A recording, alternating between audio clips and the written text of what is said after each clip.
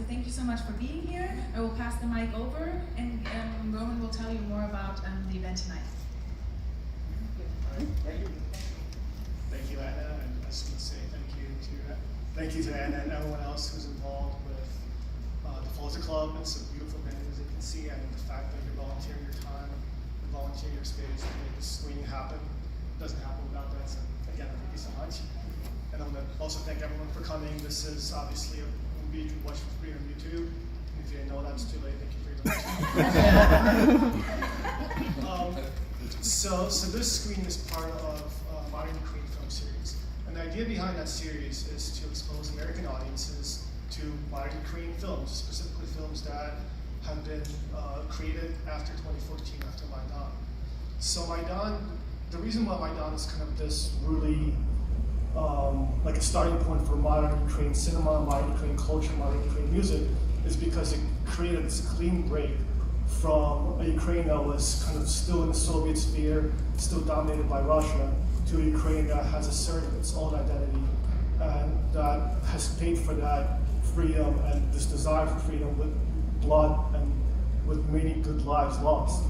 So it's instrumental to have this film, Winter on Fire, which kind of chronicles that winter of 2013 and 2014 and the events of Euromaidan, primarily in Kiev, although during the panel we can discuss events in other parts of Ukraine and around the world. But this kind of chronicles those 93 days in Kiev in the winter of 2013-2014, where people literally had street battles in the center of the city to defend their desire to be part of the free world and not get swallowed up into kind of what they call like the Ruski Mir, Russian world that really wants to dominate people in its surroundings. So I hope you really kind of take something out of this film that helps you understand what's going on now and helps you understand the previous 8 years of Ukraine and the new modern Ukrainian state and why people are willing to lay down their lives for it.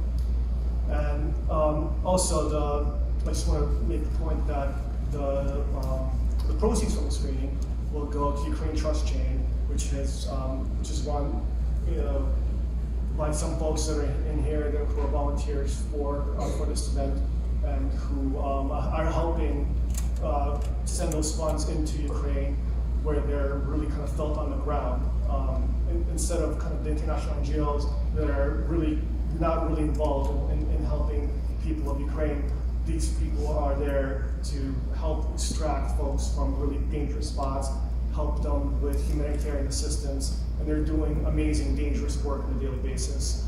And Ilya, who's here, who represents that organization, he'll speak more about that after this video. And the last thing I want to say before we start is if you're kind of touched by what Ukraine and Ukrainians are really trying to do and assert their freedom and sovereignty, the most important thing you can do, obviously, like donations are great, but contact your representatives. Contact your senators, your congressmen, congresspersons, and let them know that you're very much standing with Ukraine. They still need financial assistance, military assistance, and just let them know that support is still there, because that is crucial. It's kind of falling out in the news a little bit, so every little call, every little email makes a huge difference. Thank you.